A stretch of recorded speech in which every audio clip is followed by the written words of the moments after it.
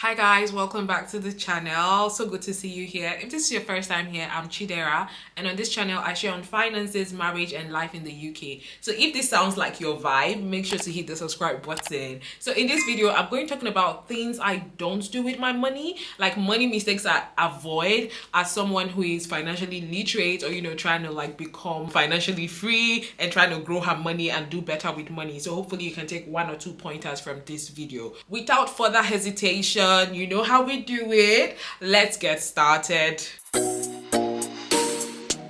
Okay, so the very first thing that I don't do as someone who is financially literate or trying to work towards, doing better with money is buy now, pay later. I've never ever used buy now, pay later, and I will never ever use it, right? Because the truth is, I feel like if you cannot afford it, don't buy it. Like, I feel like it's not that deep. Also, I don't want to get to the point where I now miss out on a payment and then it affects my credit score, because the buy now, pay later schemes affect your credit score. So like, I just tend to avoid it. And that's because for me, if I'm not using credit to buy something that's going to appreciate in value, I don't see the worth, okay? I don't see the reason why I should do that. And that's like a personal opinion, right? I don't see why I should use credit to buy something that is not an asset or something that is not essential, like crucial to my existence. And another thing with the buy now, pay later, it essentially encourages you to spend more than you can afford, because this is money that is not leaving your account straight away. The tendency is like, oh, I'll buy it now, I'll buy it, and then before you know, you're spending much more than you can actually afford. So I just tend to steer clear of buy now, pay later. The second thing I don't do with my money is not track my finances, okay? I track my finances every month. I mean, I've come to a place where I actually don't even need to track, because I've done this religiously for over 2 years now. Like, every month I track my money. I've come to a place where I actually know what my expenses look like. I know how my money is set up. Like, I'm very comfortable even if I don't track it. But because I have built a habit out of it, when I don't do it, it just feels like something is out of place. So I track my money every month. I have a personal finance tracker that I use, one that I created myself. I'm gonna link it in the description box below if you want to purchase it and use it. It already has like preset formulas and preset calculations. You can get yours in the description box below.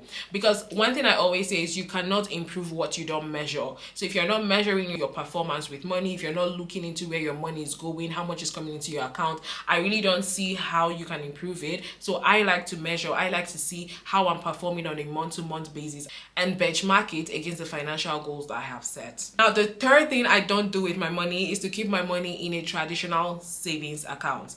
If you're doing that, you are losing out on money, okay? So high yield savings accounts is the T, okay? That's where the T is. Or maybe a cash ISA. ISA means individual savings account that has a good interest rate on it. So currently, I think my savings accounts that I have currently give about 5% annual returns, which is one of the highest actually on the market. I know there are some cash ISAs as well that give up to like 5% annual returns. So what that means is, whatever savings I have, girl, you best believe that it is in a high yield savings account, because I want my money to earn money. So for example, in March, I got over £120 from my high yield savings account without lifting a finger. So this is money that was paid to me at the end of the month for simply keeping my money in this high yield savings account. Because traditional savings account don't give like the best interest rates, and if you keep your money there, you're essentially losing out on money that you can earn in a high yield account. The next thing I don't do with my money is not investing, okay? Girl, you need to start investing. If you're watching this, you need to start.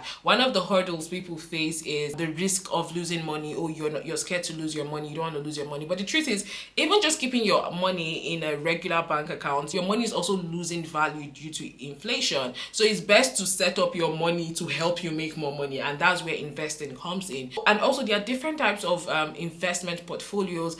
You can have one that the risk is quite low, like moderate or low risk, so that you don't lose a lot of money. There's also high risk. So my point is, you can set your portfolio to like your risk appetite rather than say you're not going to invest at all. Another thing that helped me get started was just dipping your toe in the water. So the first time I started investing, I invested, I think, just like £10, because I'm like, hey, I don't want to lose money. I'm not gonna lose my money here. So I started with £10, and then I think the next month I did like 50, and then I went up to 100, and I started getting comfortable. I started understanding it. But one crucial thing to do is to ensure you understand what you're putting your money into. If you don't understand it, don't put money into it. That's like the rule of thumb that I have. If I don't understand how the thing is making money, I'm not going to put my money into it, okay? Start investing. Just start with as little as you can. There are platforms that allow you to invest even with as little as £1. So like there's no excuse right now for you not to invest. You can start with as little as you have, and you can put it in low risk investments, like maybe even a bond, like a government bond. You can put money there so that like your risk is minimized, but point is start investing. You're losing out on money by not doing that. The next thing I don't do with my money is follow personal finance advice without putting it into context. So one thing is, when you delve into the world of personal finance, there are so many rules, there's so many do this, don't do that, do this. Like everybody has like their own opinion or ideas, but the truth is personal finance is personal for a reason, meaning it has to do with the individual. So in as much as I'm trying to improve my finances, I don't just take an advice and apply it. I have to think about context. Okay, what is my circumstance? How can I apply this to my own situation? That's why in as much as you look at the next person close to you to see how they are, doing their finances, it doesn't mean that's the way you should do it. It just means you can take 1 or 2 pointers from them and apply it to your own situation. So for example, the 50-30-20% budgeting rule, I don't follow it, please. 20%, it says you should save to at least 20% of your income. I don't do that. Okay, I save like 60% of my income because that's my personal situation. I know I can save more than 20%, but not like for me to just be like, oh, because they said it's 50-30-20, this is the hard and fast rule, this is how I'm gonna do it. No.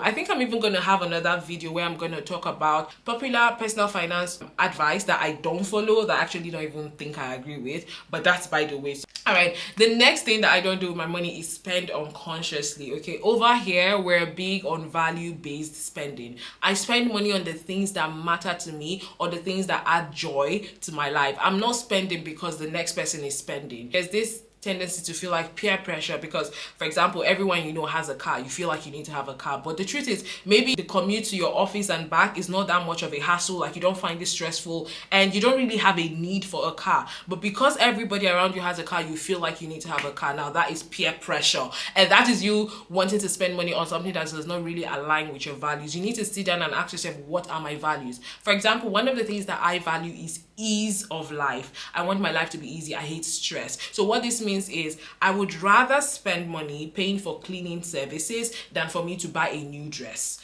That's me. If I have to pick one or the other, I'm gonna pick paying for cleaning services, because once they clean my house and my house is clean, it improves the quality of my life. It makes my life easy. But then Jemima or Chidera or John, on the other hand, might actually value like fashion more. Like maybe they even spend on high quality outfits. That's fine. That can be what is valuable to them. You can spend on that. That's okay. So my point is, it's just really important you know what matters to you so you're not pressured. I also know somebody that lives in like one very tiny small house. The house does not even have like, it's not well decorated. It's like the most basic house ever.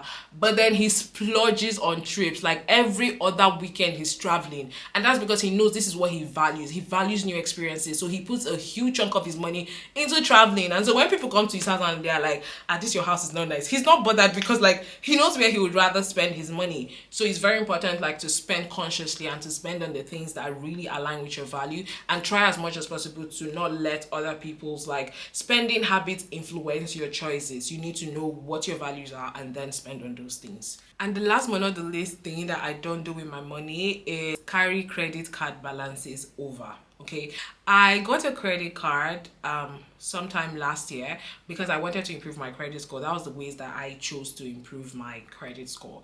And then after I got that up, so that I can buy a house, all of that, I currently don't even use it as much. But when I used to use my credit card, I ensured that I did not carry any balances over. So what this means is whatever I spent on the credit card for that month, I'm clearing it off that month. There's no carry to the next month. And that also helps with conscious spending, because whatever I was putting on the credit card, I knew I was going to clear it off that month. So there was no making like excessive purchases or like unnecessary expenses, because I knew I was going to clear it. So clearing it off at the end of every month. Another thing was to keep my credit card utilization under 30%. For example, if your credit card limit is £1,000, you're ensuring that everything you spend on the credit card is not more than £300 a month. That's just a good place to put your expenses at, because if you spend more than that, it kind of signals to lenders that you're heavily dependent on credit, and you don't want that to happen, right? So just ensure, like a rule of thumb, keep your credit card utilization under 30%. That's a safe place to be. All right guys, so we have come to the end of this video. I hope you got one or two important nuggets from this video. Let me know if you like this video. Make sure to leave a comment. If you have any follow-on questions, please ask. I'll be happy to answer. And yeah, so thank you so much for watching. Till next time, bye guys.